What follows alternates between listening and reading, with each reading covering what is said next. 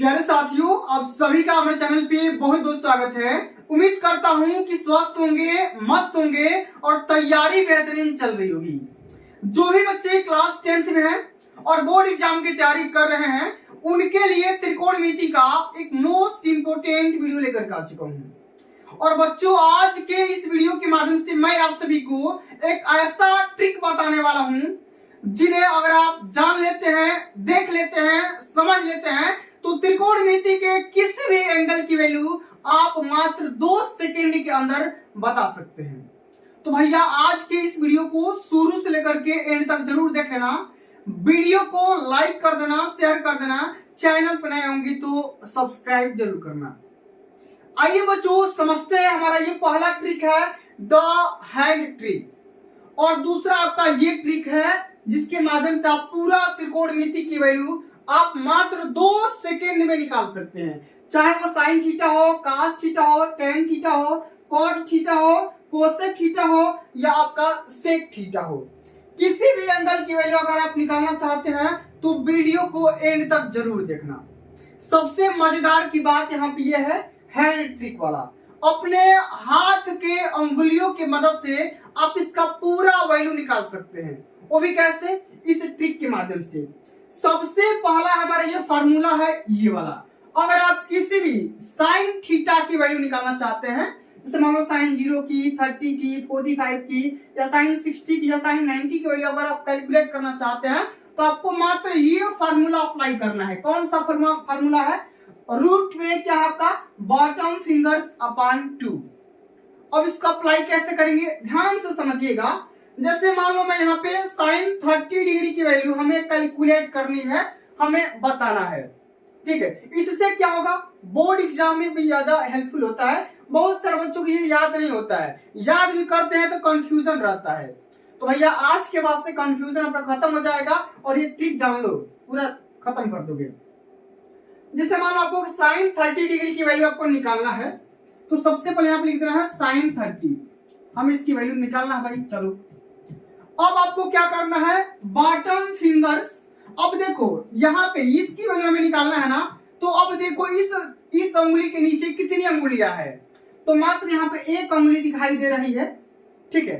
तो हम क्या कर देंगे, तो रूट में हम वही अंगुली लिखेंगे जितनी नंबर आप अंगुलियां नीचे है। बॉटम मतलब नीचे, तो इसके नीचे कितनी अंगुलियां भाई? एक अंगुली है, एक यहाँ पे लिख देंगे। तो रूट में क्या कर देंगे भैया? 1, ठीक है। अपान में 2 है तो भाई 2 कर दो। अब देखो अंडर रूट 1 की वैल्यू क्या होता है? 1 होता है, तो 1 अपान 2 हो जाएगा। ओके, बहुत सिंपल है। इसी प्रकार से अगर आपको मान लो कि साइन 45 डिग्री की वैल्यू आपको निकालना है, इसका क्या तरीका है? बिल्कुल वही तरीका है। साइन 45 डिग्री अगर आप निकालना चाहेंगे तो क्या होगा भैया? कितना उंगली नीचे है? इसके नीचे एक उंगली ये है और दूसरी उंगली ये है, 2 उंगली।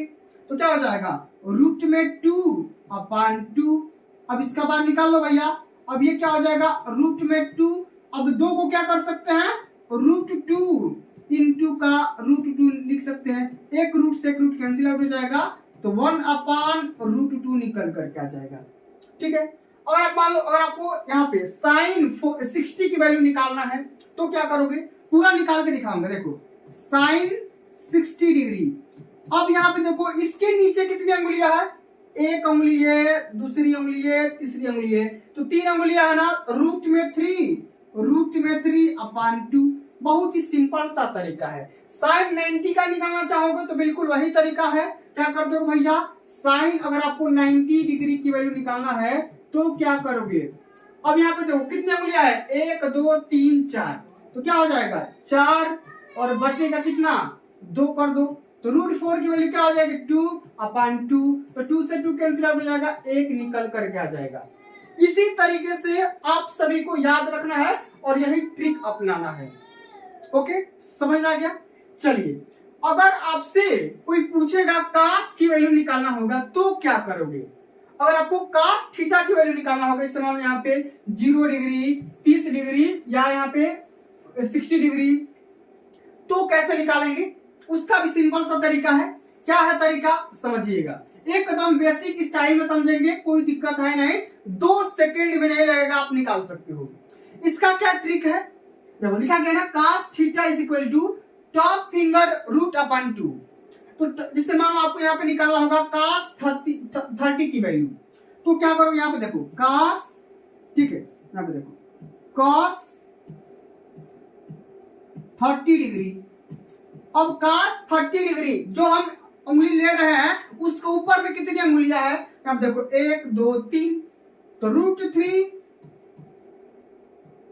और अपान में क्या भैया 2, तो √3 अपान 2।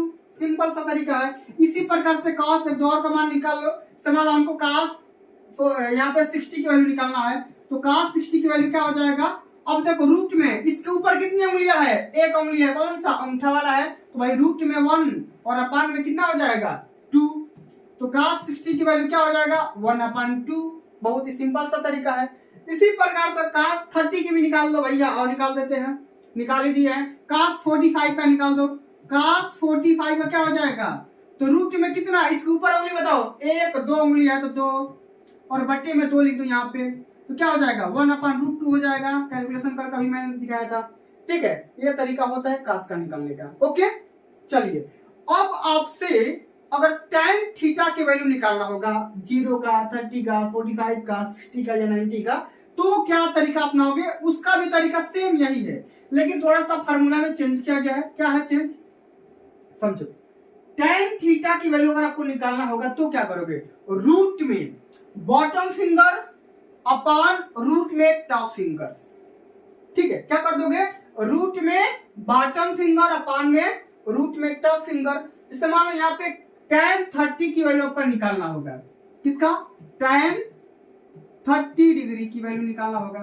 तो क्या करो भैया, रूट में कौन सा फिंगर लेना है आपको, बॉटम फिंगर, बॉटम नीचे आ जाओ, नीचे कितना उंगली है, एक उंगली है भाई, एक उंगली, चलो। और रूट में कितना, ऊपर में कितना उंगली है भाई बताओ, 1 2 3, तो रूट में 3, तो क्या हो जाएगा, रूट में 1 का मतलब कि रूट में 1 इसका मान हो जाएगा, और अपान में √3, √1 निकालोगे भाई 1 इस तो आएगा। तो tan 30 की वैल्यू क्या होता है 1/√3। इसी प्रकार से tan 45 का निकाल लो भैया, और निकाल देते हैं tan 45 डिग्री, तो क्या हो जाएगा, रूट में कितना उंगली बताओ, नीचे कितना उंगली है, 1 2, 2 उंगली है तो 2, फिर ऊपर में भी निकाल दो भैया, कितना उंगली है 1 2 तो 2, अब रूट से रूट कैंसिल आउट हो जाएगा, इसका वैल्यू 1 आ जाएगा। बहुत ही सिंपल सा तरीका है, इस ट्रिक को याद कर लो भैया और पेपर में धमाल मचा दो, ठीक है। तो ये तरीका होता है पूरा निकालने का। अब tan 90 का निकालो, 60 का निकालो, 45 का निकालो, अब जाकर के घर पे निकालो, ठीक है। ये तो हो गया तरीका। अब चलिए हम आगे आ जाते हैं ये वाला तरीका पे। इससे क्या होगा, अब यहाँ पे देखो, अभी मैंने आपको क्या बताया कि sin 0 की वैल्यू क्या हो जाएगी यहाँ पे 0। अगर आप ये याद कर लेते हो sin 0 की वैल्यू, 30 की वैल्यू, 45 की वैल्यू, 60 की वैल्यू, 90 की वैल्यू, और आप याद कर लेते हो, या 90 की वैल्यू, इस तरीके से आप याद कर लेते हो ना, तो अब cos का निकालने में बहुत ही आसान हो जाएगा। क्या आसान हो जाएगा, अब यहाँ पे देखो 90 से लेकर के यहाँ पे क्या कर दो, एक्सचेंज कर दो, रिवर्स कर दो, क्या हो जाएगा, रिवर्स कर दो तो क्या हो जाएगा, यहाँ से पलट दो भाई, देखो ये वाला आ गया यहाँ पे, ये वाला यहाँ पे, ये वाला सेम रहेगा, ये वाला चला गया यहाँ पे, और ये वाला आ गया यहाँ पे। इस तरीके से आप खाली पलट दो, काम हो जाएगा आपका। साइन वाला cos में चेंज हो जाएगा, और आपको tan थीटा की वैल्यू निकालना होगा, तो क्या होता भैया बताओ, tan थीटा बराबर क्या होता है, tan theta is equal to क्या होता है, sin थीटा अपान में cos थीटा, ठीक है। और आपको मान लो कि tan यहाँ पे 45 डिग्री की वैल्यू निकालना होगा, तो क्या करोगे, sin 45 डिग्री अपान में cos 45 डिग्री। अब जानते ही हो भाई sin 45 मतलब कि 1/√2, और इसका मान होता है 1/√2, तो दोनों कट कर कितना आ जाएगा, 1 आ जाएगा। बहुत ही सिंपल सा तरीका है। तो डिवाइड कर दोगे तो भाई tan निकल जाएगा, जब sin निकल जाएगा तो कोसेक निकल जाएगा, जब cos निकल जाएगा तो सेक निकल जाएगा, tan निकल जाएगा तो काट निकल जाएगा। ये तो जानते ही हो, इन्वर्स होते हैं सभी, ठीक है। तो ये होता है तरीका, आपको भी ये तरीका अपनाना है, और बोर्ड एग्जाम में टाइम बचाना है, और माँ बाप के सपनों को साकार करना है, टॉपर बनना है, परचम लहराना है, ध्वज फहराना है। जय हिंद, वंदे मातरम।